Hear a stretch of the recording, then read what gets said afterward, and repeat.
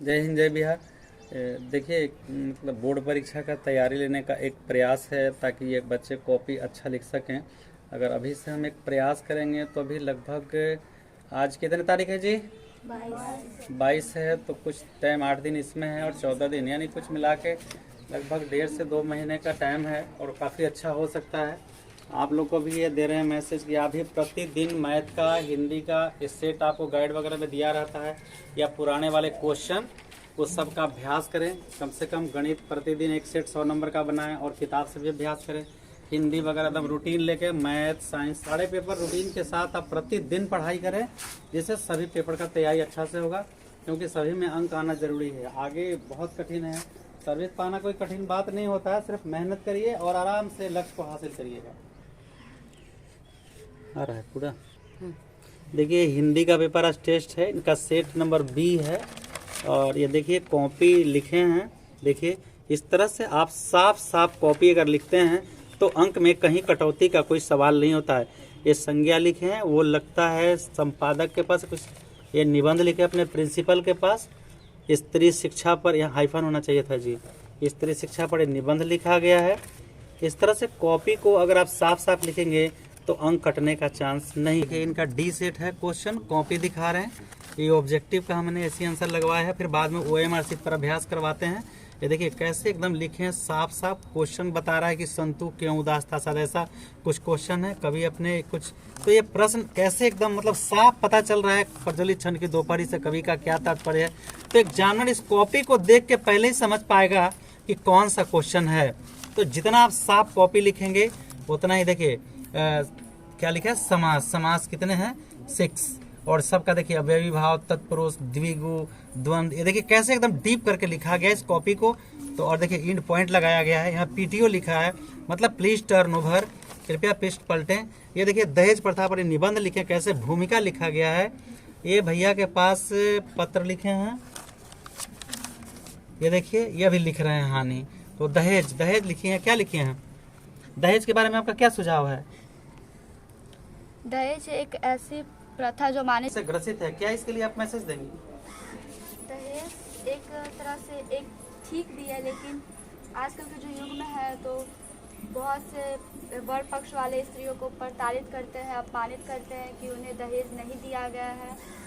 तो इसके लिए दहेज आप क्या कहेंगे? अपराध है। अपराध है। तो लड़कियों को दहेज के लिए पैसा इकट्ठा करना चाहिए या पढ़ना चाहिए?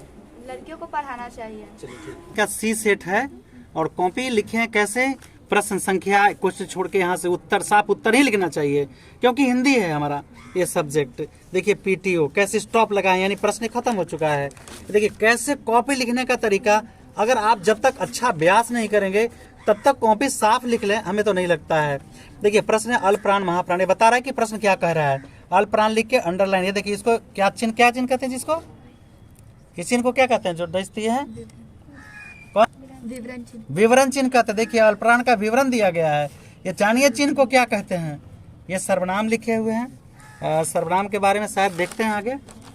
फिर तत्सम के बारे में है, कुछ ऑब्जेक्टिव सवाल है। बताइए भीमराव अंबेडकर के लेखक कौन? भीमराव अंबेडकर कौन सा कहानी लिखे हैं? जाति प्रथा। जाति प्रथा। समास किसे कहते हैं? दो पद अपने विभक्त चिन्हों को छोड़कर एक नया पद बनाता है तो उसे समास कहते हैं। जब दो पद अपने बीच के विभक्ति चिन्हों को छोड़कर, ठीक है, तब समास कहलाते हैं।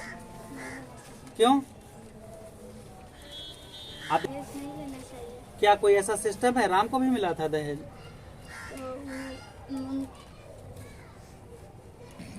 ये देखिए कॉपी लिखे हैं इसी तरह। देखिए कुछ राइटिंग में इधर उधर होने पर भी, ये लिखावट कुछ अजब होने के कारण ये कॉपी कितनी साफ सुथरी लग रही है ना, तो ये बात का बहुत ध्यान देना है।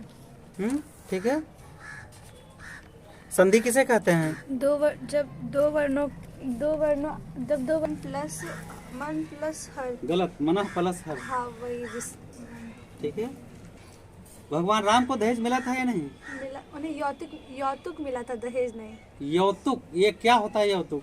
यौतुक जब वधु पक्ष वाले अपने मन से तथा अपने सामर्थ्य औकात के सीमित रखकर जो उपहार वर पक्ष वाले को देते हैं उसे यौतुक कहा जाता है। यौतुक। यानी मतलब कि पुराने समय में दहेज नहीं था, यौतुक था। हाँ। यानी कन्या पक्ष वाले अपने शक्ति और सामर्थ्य के अनुसार जो वर पक्ष को उपहार देते थे उसे हम यौतुक या दहेज कहते थे। ठीक है, यानी सामर्थ्य से देना चाहिए, अपनी इच्छा से देनी चाहिए। लेकिन आज कैसे दहेज लिया जा रहा है? आज हम लोग खुद, आज वर पक्ष वाले खुद निश्चित करते हैं कि उन्हें कितना सरकार इस पर रोकने के लिए कौन साल में नियम लगाया था? 2006। गलत। 59 पर नौकरी करते हैं तो क्या वो दहेज नहीं लेते हैं? लेते हैं। लेकिन ज्वाइनिंग लेटर पर लिखा रहता है हम अगर शादीशुदा हैं तो दहेज नहीं लिए हैं, और अगर हम नहीं शादीशुदा हैं तो भविष्य में दहेज नहीं लेंगे, ऐसा लिखा हुआ रहता है। फिर भी वो क्यों लेते हैं? ये गलत है कि सही है? ऐसे लोगों को क्या करना चाहिए? अपराधी घोषित कर देना चाहिए। यानी रोकना चाहिए कि नहीं? रोकना चाहिए। आपको दहेज देके ब्याह करेंगे कि नहीं? नहीं। तो कैसे, आप बताइए, जहाँ जाएंगे लोग भगा देगा, क्यों भगाएगा? कहेगा कि हमको नहीं करना है। तो आप क्या करेंगे हमारे लिए? क्या कर सकते हैं? मान लीजिए हम आपके बाबूजी हैं तो हम क्या करिएगा आपके? हमको ऐसा झेलना नहीं पड़े, कोई हमको अपमानित नहीं करे। अपने पैरों पर खड़ा होना। कैसे, क्या करना है? पढ़ेंगे लिखेंगे, अपने पैरों पे खड़ा होंगे, पैरों पर खड़ा होंगे, जॉब करेंगे। हाँ ठीक, बिल्कुल अच्छा। देखिए इनका सेट सी है। बस एक कॉपी दिखाने का हम एक प्रयास कर रहे हैं आपको कि कॉपी इस तरह से लिखिए, प्रतिदिन लिखिए, प्रतिदिन अभ्यास करिए, अहंकार में नहीं रहिए कि मेरा राइटिंग साफ है, लिखावट सुंदर है, तो फिर वो गड़बड़ होने लगेगा। देखिए दहेज पर सभी लोग लगता है दहेज पर और पर्यावरण पर ही निबंध लिख रहे हैं। दहेज किसे कहते हैं? दहेज एक यौतिक रूप है। यौतुक क्या होता है? यौतुक जब सीता जी के पिताजी ने, जनक जी ने राम जी को इसे उपहार के तौर पर दिया था। तो मतलब उपहार के तौर पर देना चाहिए ना? हाँ। अगर बेटी है तो हम स्वेच्छा से उपहार देंगे, न कि उनके गर्दन पकड़ करके। आजकल तो खंजर मार के असूल किया जाता है। हाँ, ये सही है। क्या तो हम आपको अगर दहेज नहीं देंगे तो हम कहीं जाएंगे शादी के लिए तो लोग भगा देगा, आप क्या करिएगा? हम उन लोगों को ये बताएंगे कि दहेज लेना एक गलत। हाँ ठीक है, बता रहे, हम ही जान रहे कि दहेज लेना गलत है। लेकिन हम उसको नहीं देंगे तो नहीं करेगा शादी। तो अब आप क्या करेंगी? मेरे लिए क्या कर सकती हैं? आप तो मेरी बहन है ना, क्या करेंगे मेरे लिए? आगे और पढ़ेंगे और अपने पैरों पर खड़े होकर अब जीवन में अपने कुछ करना चाहेंगे। हमें लगता है ना कि आप नौकरी करिएगा ना, तो हम एक ऐसे लोग खोजता है कि लड़की को पढ़ी लिखी होनी चाहिए, गुणवान लड़की। आप पढ़ लिख लेंगी, नौकरी करेंगी, तो सब लोग सोचता है कि नौकरी वाला लड़का से बड़ा लड़की को सुख मिलता है। लेकिन मैं विपरीत सोचता हूँ। अब एक सुशील खानदान में सुशील लड़के से आपका ब्याह करूंगा और आप नौकरी करेंगी, वो नौकरी करे या ना करे आपको बहुत प्यार करेगा, खुश। हमको ताने नहीं देगा कि तेरा भाई कुछ नहीं दिया। तो सभी लड़कियों को क्या मैसेज देंगी? पढ़े मन लगा के, कि पढ़ने के बदले कहीं घूमने चले जाए। ठीक है। कॉपी आपका कौन सा सेट है? डी। लिखे क्यों नहीं डी? नंबर कटेगा। ठीक है, ये देखिए कॉपी कैसे साफ साफ लिखी है। बस एक प्रयास है कि हम आपको ये मैसेज दें। आप भी प्रतिदिन सेट बनाइए, हम बार बार कह रहे हैं, प्रतिदिन सेट बनाइए और जानिए तार से अगर वो कटते चले गए तो क्या हो सकता है पर्यावरण, मतलब संसार में। कैसे? पेड़ से पर्यावरण का क्या मतलब है? प्रदूषण से क्या मतलब है? वृक्ष के कारण ही हमें शुद्ध वायु। कैसे? कौन सा क्रिया होता है? प्रकाश संश्लेषण। प्रकाश संश्लेषण जानती हैं? हाँ। तो भोजन बनाते हैं तो क्या देते हैं हमको? क्या देते हैं? ऑक्सीजन देते हैं। चलिए ठीक है। अच्छा हिंदी में बताइए, वर्ण कितने हैं? क का उच्चारण स्थान क्या है? कंठ। संज्ञा किसे कहते हैं? बिहार के शिक्षा मंत्री कौन है?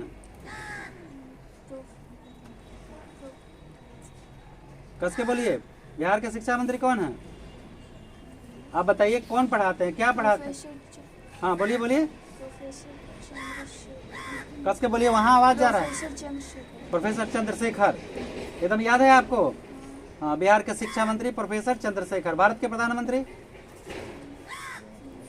अरे भारत के प्रधानमंत्री कौन है जी? नरेंद्र मोदी। भारत के राष्ट्रपति? बताइए, राष्ट्रपति, क्योंकि स्त्री है इसलिए याद है आपको। नरेंद्र मोदी से प्यार नहीं है आपको क्या? अच्छा प्रधानमंत्री। देखिए ये इनका अलग सेट है। ये कौन सेट है जी आपका? बी सेट है। देखिए राइटिंग उतनी सुंदर नहीं है, पर लिखावट के तरीका से ये देखिए कितना अच्छा लग रहा है। तो इस तरह से 5 दिन के छुट्टी का एप्लीकेशन एक पेज में होना चाहिए, और करीब करीब अभी काफ़ी पीछे चल रहे हैं, ताकि वो अपने राइट्स को राइट जान सके। राइट मतलब लड़ाई, हक, अधिकार। हाँ। हाँ, जब स्त्रियां पढ़ेंगी तो अपने अधिकार को जानेंगी, कोई उनका शोषण नहीं कर सकेगा, कोई उनको दबा नहीं सकता है ना। हर क्षेत्र में, पुलिस प्रशासन क्षेत्र में होना चाहिए, क्योंकि औरतों को न्याय नहीं मिल पाता है, घर में पति लोग भी प्रताड़ित करते हैं, है ना। तो आप पढ़ेंगी? अच्छा, पढ़ के क्या करेंगी? पुलिस बनेंगे पक्का? हाँ, तब फिटनेस तो है आपका, लेकिन मेहनत करिए। तो बताइए तो जरा, हमारे देश के प्रधानमंत्री कौन है? अच्छा, श्री नरेंद्र मोदी, बहुत बढ़िया। और भारत के राष्ट्रपति कौन है? द्रौपदी मुर्मू। तो हमारे, अगर हम पूछूं कि हमारे बिहार के राष्ट्रपति कौन है तो गड़बड़ा जाइएगा, तो सीधे सीधे पूछते हैं कि बिहार के राज्यपाल कौन है? राजेंद्र विश्वनाथ अलेंग। चलिए, बिहार के मुख्यमंत्री? नीतीश कुमार। अब तेजस्वी यादव कौन मंत्री हैं? उप मुख्यमंत्री। मतलब मुख्यमंत्री के बाद उप मुख्यमंत्री। चलिए, बिहार के शिक्षा मंत्री को आप जानती हैं? कौन मंत्री? प्रोफेसर चंद्रशेखर।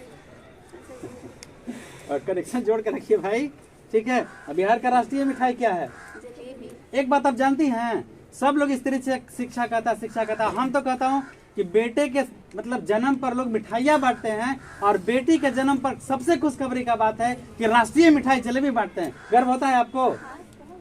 नारी ने नर को जन्म दिया। पढ़ेंगी, गलतियां नहीं ना करेंगी। देखिए, माइक पर बोल रही हैं, पुलिस बनेंगी, सारे लोग सुन रहे हैं। और सबसे पहले मास्टर को पकड़िएगा, बहुत ज्यादा पैसा लेता है कि नहीं? करप्शन है ना। 50 रुपए के डायरी 500 में देता है, किताब 50 रुपए के स्टिकर लगा के 500 में बेचता है। सबको पहले पकड़िएगा। आईपीएस? हाँ सर। आईपीएस बनने के लिए क्या तैयारी करना पड़ता है? यूपीएससी का मतलब बताइए। हाँ, यूनियन पब्लिक सर्विस कमीशन। तो उसमें 2 होता है, IAS और IP।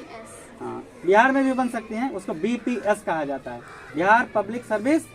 हाँ, खूब पढ़िए मन लगा के। देखिए, कौन सा सेट है जी? ये देखिए, 4 भाग में सेट बांट करके हम टेस्ट ले रहे हैं। बंद करिए। 4 भाग में बांट के टेस्ट ले रहे हैं। देखिए, क्वेश्चन सबका अलग अलग है। एक पन्ने में बोले थे ना कि एक पन्ने में होना चाहिए, इतना दिमाग नहीं है। वहाँ नंबर काटेगा ना तो समझ में आ जाएगा। समझ में आया ना? आज तक सीखा नहीं? कैसा एक लाइन में एक खुद प्रबंध कर चुके हैं, क्या बताया जाए? सिखलाने पर भी नहीं सिखलाया जाएगा। चलिए बताइए। 20 के दांत लिखे हैं। अमर बहादुर किनकी रचना है? अमरकांत। अमरकांत की रचना है। यतीन्द्र मिश्र कौन सा कहानी लिखे हैं? यतीन्द्र मिश्र बिरजू महाराज। यतीन्द्र मिश्र नौबत खाने में इबादत। भारत माता के लेखक कौन है? Max Muller. वाह, भारत माता के लेखक मैक्स मुलर हैं। बताइए, इतना मतलब मशहूर फेमस हैं जो कवि सुमित्रानंदन पंत, इनको ये नहीं जानते हैं, पढ़ते ही नहीं है तो क्या करेंगे? बताइए जी। अनामिका कौन से कविता लिखे हैं? अनामिका कौन से कविता लिखे हैं? अक्षर ज्ञान। देखिए, लड़का को याद नहीं है, माँ बाप को धोखा दे रहे हैं कहीं ना कहीं। कौन सा कविता लिखे हैं? आप उधर फेस ऊपर करिए। प्रेम घन कौन से कविता लिखे हैं? स्वदेशी। तारेगा बेटियां दूर से पूछती हैं कि पापा कैसे हैं, पर बेटे बगल में रह के लात मारते हैं, क्या उम्मीद किया जाए? चलिए, अभी 2 महीना टाइम है, प्रतिदिन 10-10 क्वेश्चन याद करिएगा तो अब अच्छा से निकलिएगा। मेरा काम है सच्चाई को बताना, सच का सामना करिए और मेहनत से पढ़िए, तब कामयाब बनेंगे निश्चित रूप से, क्योंकि जो कोशिश करेगा वो कभी हारता नहीं है। देखिए, लड़की को याद है बहादुर के लेखक अमरकांत। अमरकांत जी कौन सा कहानी लिखे हैं? वो कस के बोलिए। बहादुर। बहादुर का पूरा नाम क्या था? कस के बोलिए। कौन बताएगा जी? बहादुर का पूरा नाम क्या था? दिल बहादुर। चलिए, बहुत अच्छा। चलिए आयुषी जी। दीदी क्यों रो रही थी? मछली कहानी में दीदी इस पिताजी के दुर्व्यवहार के कारण रो। पिताजी बदमाश थे? हाँ। अच्छा, अगर पिताजी शासन रखते हैं तो बदमाश हैं? नहीं, मतलब दीदी पर थोड़ा ज्यादा गुस्सा थे। नंद नंद प्रेम वाटिका के दो माली माली द्वंद, इसके लेखक कौन है? रसखान। तो इसके लेखक रसखान है। मतलब बताइए, माली माली किन्हें और क्यों कहा गया है? माली माली राधा कृष्ण को कहा गया है क्योंकि प्रेम वाटिका के युगल रूप हैं। अच्छा, भीमराव अंबेडकर को क्या विडम्बना लगता है देश में?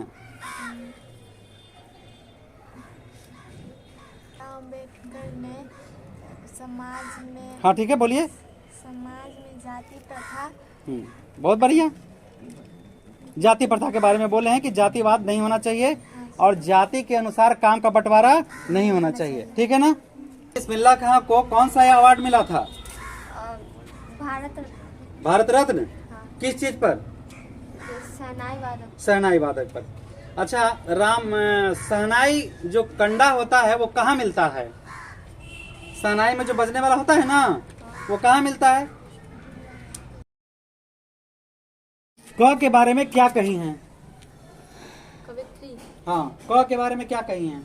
कवित्री ने क के बारे में कहा है कि जब बच्चे अपने जब अक्षर आरंभ करते हैं तो क उनका प्रथम अक्षर होता है। क पहले न अटता चौखट में क, यानी क के उच्चारण में उन्हें क्या होती है? तकलीफ होती है, कंठ। ठीक है। क का उच्चारण स्थान क्या? कंठ है। ख का? ख भी कंठ। तो बताइए, हिरोशिमा में बम कब गिराया गया था? हिरोशिमा में 6 अगस्त। 6 अगस्त की 9 अगस्त? दोनों दिन। हिरोशिमा पर बम 9 अगस्त, एगो 6 अगस्त, एगो नागासाकी और एगो हिरोशिमा पर। एक वृक्ष की हत्या के लेखक कौन है? एक वृक्ष नहीं जानते हैं? कुंवर नारायण। एक वृक्ष की हत्या से कवि क्या कहना चाहते हैं?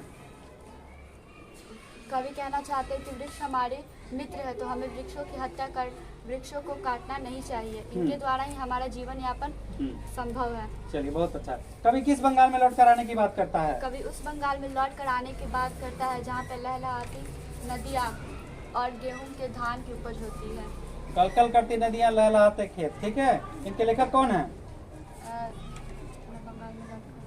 जीवनानंद दास। क्या पढ़ाई की है? हिंदी की तैयारी करके आई हैं।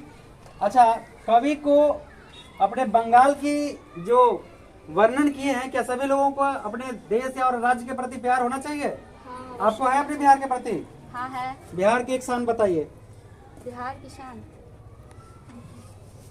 बिहार के शान हमारे एक लेखक है नलिन विलोचन शर्मा। चलिए, और बताइए। और बिहार ने प्रथम राष्ट्रपति को दिया, बिहार ने आर्यभट्ट को दिया, बिहार ने अल्बर्ट का परमवीर चक्र विजेता को दिया। बिहार क्या नहीं दिया, यही सवाल है मेरा। बिहार सब कुछ इस भारत को, क्या पूरे विश्व को दिया है। नालंदा विश्वविद्यालय दिया। ठीक है। गर्व है अपने बिहार पर? हमें तो बहुत गर्व है। अच्छा बताइए।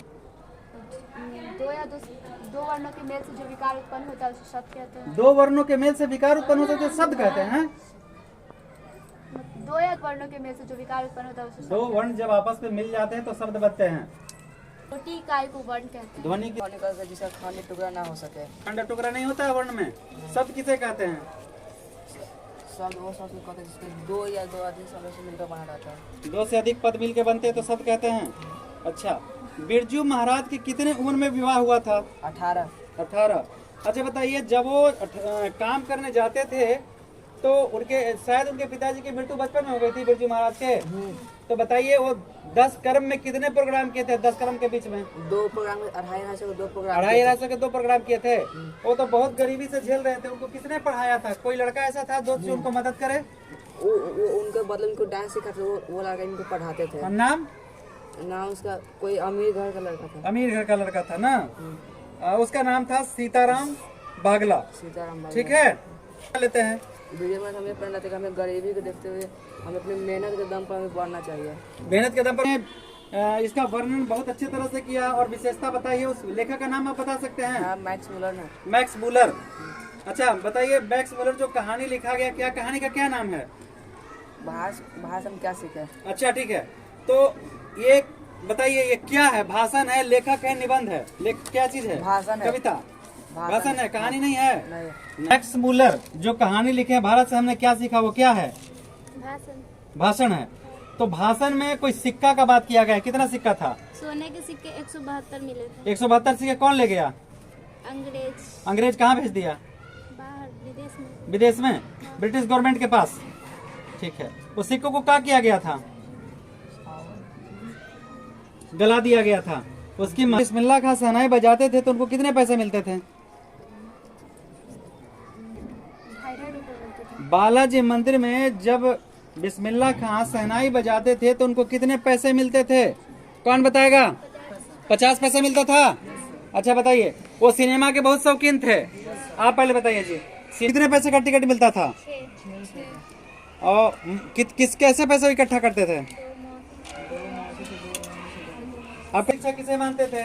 गांधी जी बढ़िया शिक्षा सामाजिक ज्ञान को मानते थे, क्योंकि मानसिक और किताबी ज्ञान उतना ज्ञान नहीं दे सकता है जितना कि सामाजिक ज्ञान हमें ज्ञान देता है।